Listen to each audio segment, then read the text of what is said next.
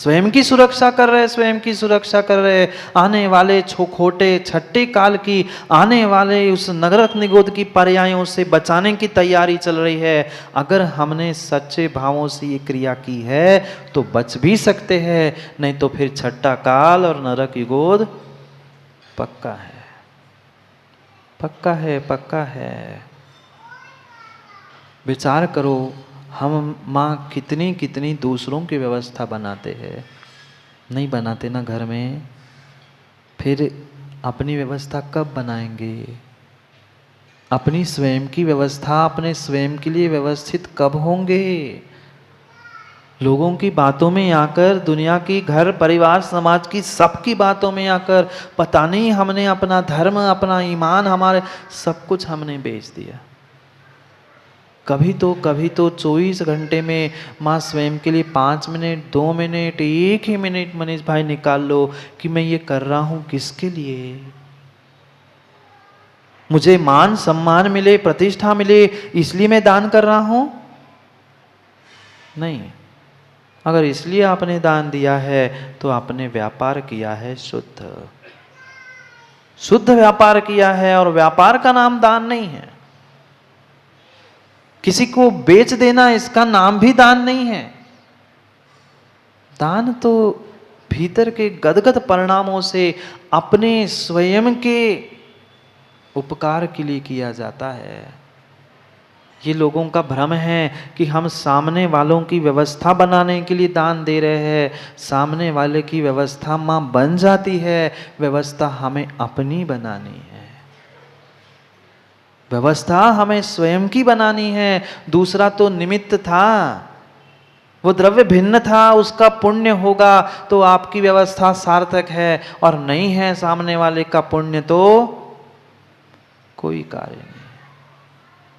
इसलिए सोचे समझे विचार करे कि जो ये आचार्य भगवान बार बार हमें प्रेरित कर रहे हैं कि तुम श्रावक हो, गृहस्थ हो, तो सद श्रावक सद गृहस्थ भी तो बनो।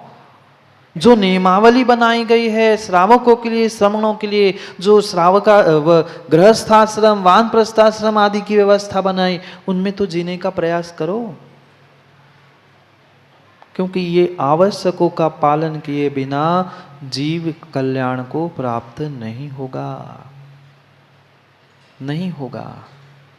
ये परम परम कर्तव्य श्रावक का है कि हम अपने लिए ऐसा काम करें जिसमें मेरा तो उपकार हो ही, मेरी लोभ कषाय की उपशमना हो, मेरा लोभ कषाय दूर होने का पुरुषार्थ करूं, और मैं जैसे ही अपनी लोभ कषाय को शमन करूंगा, सामने वाले को वह दान रूप में फलित होगा ही होगा। अगर हमने लोभ कषाय का उपशम किया, लोभ में आकर, मान में आकर अगर हमने दान दिया है तो वह दान नहीं है, नहीं है। स्वयं के और दूसरों के उपकार के लिए जो दिया जाता है वह दान है। उद्देश्य दूसरों के उपकार के नहीं है, उद्देश्य स्वयं का उपकार करने का है। फिर तो दूसरे का उपकार अगर सम्यक मार्ग से हमने किया है तो नियम से उसका फल तो सामने वाले को मिलेगा ही, मिलेगा ही मिलेगा। अपने हाथ को सुगंधित करने के लिए आपने अगर फूल धूप उठाई है और भले ही वो सामने वाले को फेंकी है, हाथ सुगंधित नहीं होगा? अवश्य होगा। और सामने वाला सुगंधित नहीं होगा? होगा। पर पहले हमें अपने हाथों को सुगंधित करना होगा, तब मैं सामने वाले को सुगंधित कर सकता। हम ये सोचे हम दूसरे का उपकार करें, दूसरों को सुगंधित करें, तुम्हें पहले उस सुगंध के पास जाना होगा, फिर तुम दूसरों को सुगंधित कर सकते हो। ये तो कई बार सुना होगा हमने, दूसरे का बुरा करने के लिए हम भी बुरे बनते हैं, दूसरों को दुख देते हैं, हम दुखी होते हैं। पर ये भी दूसरी बात भी तो समझो कि हम दूसरों को अगर अच्छा करना चाहते हैं, दूसरों को सुखी बनाना चाहते हैं, तो पहले हमें भी तो सुखी होना होगा। हम ही सुखी नहीं है, दूसरों को क्या सुखी बनाओगे? माँ, जिस दिन आपका मूड नहीं होता, मन नहीं होता है, आप किसी कारण से दुखी होते हो, घर वालों को सांत्वना दे सकते हो? बेटा लड़के आया रो रहा है, उसे आप फिर भी ऊपर ऊपर पुचकार के शांत कर सकते हो, पर उसे सुखी और उसे बिल्कुल शांत कर सकते नहीं, क्योंकि मेरा ही मन अशांत है। इसलिए पहले अपने आप को शांत और अपने आप को सुखी बनाने के लिए प्रयास करो, क्योंकि ये दान पूजा आदि जो जो आवश्यक कहे है, स्वयं को व्यवस्थित करने के लिए कहे है, दूसरों की व्यवस्था नहीं बनानी है। आज पुण्य क्यों नहीं मिल रहा है? आज जीवों को पुण्य क्यों नहीं मिल रहा है? जो अचिंत्य पुण्य मिलने वाला था, वो इतना सा पुण्य क्यों बचा दादा? क्योंकि हम दूसरों की व्यवस्था के पीछे दान दे रहे हैं, स्वयं के कल्याण के लिए नहीं दे रहे। स्वयं के कल्याण के लिए जो ये बीज रूप दान था, उसको देने की जगह हम दूसरों के उपकार के लिए, दूसरों को दिखाने के लिए अगर काम कर रहे हैं, तो माँ उसका फल मिलने वाला नहीं है। कितने वर्ष हो गए आहार दान देते देते? कितने वर्ष हो गए चौका लगाते लगाते? 40, 50, 70, 80 साल के वृद्ध है, जो 10-15 साल से आहार देने प्रारंभ उन्होंने किया है, वह सब कुछ तो हो गया, पर जो इतना सारा मिलने वाला था, मात्र हमारी सोच के कारण छोटा सा होके रह गया, क्योंकि सोच ही छोटी, सोच ही छोटी थी। जिसकी सोच छोटी होती है, वह जीवन में कभी भी बड़ा काम कर नहीं सकता। बड़ा काम करने के लिए, बड़े स्थान तक पहुंचने के लिए हमें अपनी सोच को बहुत बड़ा करना पड़ता है। और मात्र सोच को बड़ा करने से भी काम नहीं होगा, विचारों को भी बड़ा करने से काम नहीं होगा, वैसा कार्य भी, बड़े कार्य के लिए बड़ी सोच से बड़ा काम भी करना, तो ही काम होगा। यहाँ अगली गाथा में आचार्य भगवंत उस दान के ही भेद समझा रहे हैं, दान के ही भेद समझा रहे। कल कह दिया दान देने से तुम्हें क्या क्या मिल सकता है, और उस 4 प्रकार के दान की बात कह रहे। पूजा में पढ़ा होगा ना, दान 4 प्रकार, 4 संघ को दीजिए। 4 संघ को 4 प्रकार के दान देने की चर्चा कई बार हमने की, सुनी, पर कितने सुयोग्य पात्रों को और कितने कितने सुयोग्य भावों से हमने दान दिया। विधि द्रव्य दातृ पात्र विशेषास तद विशेषा, क्या तत्वार्थ सूत्र रटा नहीं है? ज्ञानी है कटरा की माता और महिला मंडल, तो क्यों अशोक जी बहुत ज्ञानी है, एक एक सूत्र रट के रखा है, पर उन सूत्रों को माँ कभी अपने हृदय के दीवालों पर भी लिखना, कागजों पे लिखा है, पर अपने हृदयों पर भी इनको अंकित कर लो कि हमने दिया हुआ कार्य, किया हुआ कार्य हमें फलीभूत क्यों नहीं हो रहा है? क्योंकि हमारे पास विधि नहीं है, पात्र नहीं है। पात्र भी मिल जाए तो हम योग्य दाता नहीं बनते, और हम ऐसे हैं कि बगल से निकल जाए तो मुंह फेर लेते हैं। क्या करे, पाप का तीव्र उदय है मैन भाई, कौन क्या कर सकता है? नहीं कर सकता, क्योंकि माँ हमारे पास सब सहजता से मिलता है, इसलिए हमें उसकी कीमत नहीं है।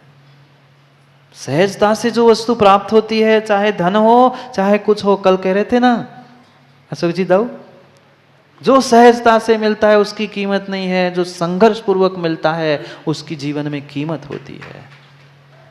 हमें सदपात्र तो रोज ही मिलते हैं, पर उनके प्रति कितना कितना उन सत्पात्रों को लाभ कराने के लिए, या उनके उपकार के साथ स्वयं के साथ उनके उपकार के लिए कभी प्रमाद को छोड़कर हमने पुरुषार्थ किया? नहीं किया। उन जीवों से पूछो जिन्होंने बरसों बरसों तक दिगंबर मुनियों के गुरुओं के चरण नहीं छुए। हमें तो रोज ही मिलते, महाराज जी हम क्या छुए, क्या छुए, क्या छुए? क्यों? क्योंकि हमें रोज मिल रहे हैं भाई। वे चरण को, चारित्र को धारण करने से उनके वे चरण पूज्य हुए हैं। पैर तो सुमन जी पूजे जा सकते हैं, पैर पूजे? पैर नहीं पूजे आपके? पैर नहीं पूजे संजीव जी? शादी में एक बार, फिर तो कछु नहीं पूछो क्या क्या पूजा जा रहा है अब तो घर में। सोचो जीवन में एक बार पैर पूजे गए और उनके जिंदगी भर चरण पूजे जा रहे हैं, तुम्हारे पैर पूजे जाते हैं और उनके चरण पखारे जाते हैं। ये दोनों की परिणति में अंतर है। जिनके चरण पखारे जाते हैं वे सत्पात्र है, और जिनके पैर, बस मैं इतना ही कह रहा हूं, आगे का नहीं। जिनके पैर पूजे जाते हैं वे कौन है? सोचो। कहने के लिए दोनों इंसान हैं, दोनों भी एक ही माँ के गर्भ से जन्म लेने वाले हैं, एक सी ही माँ, एक सा ही इंसान, पर फिर भी एक सत्पात्र है और एक सद्दाता है। नहीं बन पा रहे हो श्रावको, नहीं बन पा रहे हो सद श्रावक, वह सद मुनिराज नहीं बन पा रहे हो, सत्पात्र नहीं बन पा रहे हो, तो कम से कम सद्दाता तो बन जाओ, सच्चे दाता तो बन जाओ। पर हम वो भी नहीं बनना चाहते। उत्कृष्ट बात तो मयंक वह दिगंबर मुनि बनने में ही थी। पूजे जाएंगे एक बार पैर, पर चरण उन्हीं के पूजे जाते हैं। सोचो, विचार करो, हम नहीं अपने चरण पुजवा पा रहे हैं, पैर ही पुजा रहे हैं, तो कम से कम ये सम्यक निर्णय भीतर कर लो कि अगर हम अपने जीवन का कल्याण करना चाहते हैं तो जिनके चरण पूजे जाते हैं उनके चरणों के पास बैठने का ही कम से कम प्रयास। उत्कृष्ट तो बात यही है कि आप भी दिगंबर मुनि बन जाओ, आप भी सत्पात्र बन जाओ, पर सत्पात्र नहीं बन पा रहे हैं तो कम से कम सद्दाता तो बन जाओ। वो भी सद्दाता थे, वो भी सद्दाता थे जिन्होंने सच्चे भावों के साथ दान दिया और दोनों ने अपना कल्याण करके मोक्ष प्राप्त कर लिया। नहीं पढ़ी क्या कथा? आँखा तीज महान, याद आ गया। याद समय पे कुछ नहीं आता, कुछ नहीं आता। वह मात्र दोनों ने इस श्रीमती वज्रजंघ की पर्याय में क्या किया था? सत पात्र को सद्दाता बन के आहारी तो दिया था, पुनः वही बात याद आके एक दाता बना और एक ग्रहण करने वाला पात्र बना। दोनों ने कल्याण नहीं किया, दोनों ने कल्याण किया। नहीं बन पा रहे हैं हम उत्कृष्ट पात्र, नहीं बन पा रहे उत्कृष्ट पात्र, उत्कृष्ट दाता ही बन जाओ।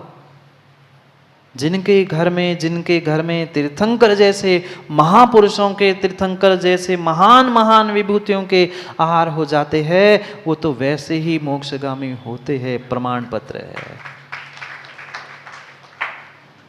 भले ही उस भाव में नहीं हो, पर कितना बड़ा नियोग तीर्थंकर के चरण तुम्हारे घर में पड़े। ठीक है पंचम काल में तीर्थंकर नहीं है, पर तीर्थंकर की प्रतिमूर्ति तो है, तीर्थंकर के प्रतिनिधि तो है।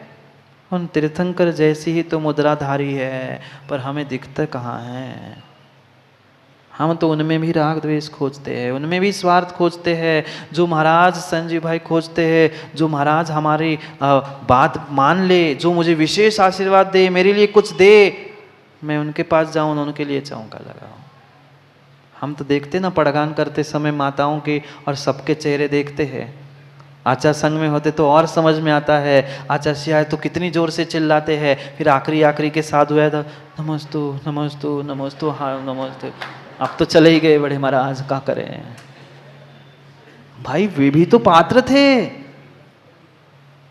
वह दिगंबर मुनिराज सत्पात्र, उत्कृष्ट पात्र थे, पर वहां भी हमारे परिणाम खराब होते। हमें इनको पड़गाना था, अब पता चला बड़े महाराज आ गया, बड़े महाराज को पड़गाना था, पहले छोटे महाराज, अरे कहाँ से आ गए, पड़गा रहे थे, फिर भी उनको तो ले जाएंगे, तो ले जा, मैं और दो ले आता हूँ।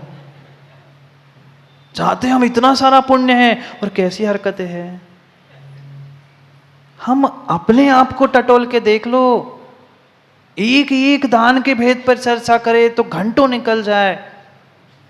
क्या भावों से जीव ने दान दिया होगा। एक क्षण आंखें बंद करके दान देते समय माँ विचार करना, हम तो लड़ते हैं, खींचाता नहीं, हम देंगे तुम देंगे, हमारा चौका तुम्हारा चौका, तू पीछे, क्या कर रहा है भाई? अपने आप को व्यवस्थित करो, अपना काम करो और निकल जाओ। और धक्का दे रहे हो, इधर कटो उधर कटो भाई। एक क्षण कथा सुनी थी, एक क्षण मात्र वह शुभ भावों में अंतराय पड़ा था दान देते देते, तो राजा बनने के बाद वह दान देने का पुण्य ऐसा था, एक बंजी करने वाला राजा बन गया था। पर राजा बनकर भी उसका अपहरण हुआ, क्योंकि शुभ भावों का उसने एक क्षण के लिए अपहरण किया था। माना आ जाए मेरी माँ विधर्मी है, दान देने में विघ्न हो जाएगा। इतने से भावों से वह पूरा दिया हुआ दान वह बर्बाद हो गया। राजा तो बना पर भोग नहीं कर पाया राजपद का, अपहरण होके कोई भील उठा के ले गया। ऐसा ही होगा अगर ऐसे ही भावों से हमने दान दिए हैं तो। दान तो निस्वार्थ होके निष्पक्ष होके देने चाहिए। और दान का अर्थ ये भी नहीं है कि हम दान के बदले में कुछ चाहे, मात्र आपके लिए नहीं, इधर भी कह रहा हूँ, आप अगर दान, आहार दान, औषध शास्त्र आदि किसी प्रकार का दान ले रहे तो उनसे और कुछ चाह मत रख लेना। क्योंकि प्रमोद भाई, निर्ग्रंथ मुनिराज की वह भ्रामरी वृत्ति होती है, भ्रामरी वृत्ति होती है। वे तो मुद्रा लगा के निकल जाते हैं। जैसा भ्रमर भटकते भटकते जहां सुगंध मिलती है वहां रुकता है, पराग लेता है और निकल जाता है, ऐसे ही जहां विधि मिलती है वहां पहुंच जाते हैं। ये नहीं तय करके जाते कि कोई बड़ा सेठ खड़ा होगा तो ही मैं पड़क जाऊंगा, नहीं। ये औषध शास्त्र आदि आदि आहार दान कोई बेचने की व्यवस्था नहीं है हमारे आगम में।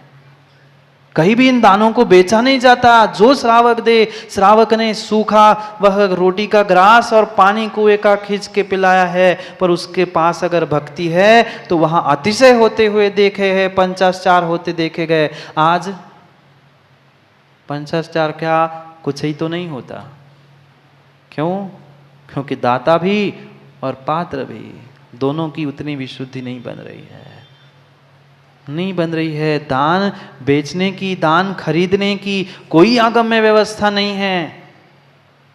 कि दान व्यापार नहीं है माँ, दान बेचना नहीं है। जिसकी जहाँ जैसी श्रद्धा उसने उतना काम किया, उसने अपना कल्याण कर लिया, हो गई व्यवस्था स्वयं की। लोभ छूटना चाहिए, उद्देश्य मात्र दान का एक है।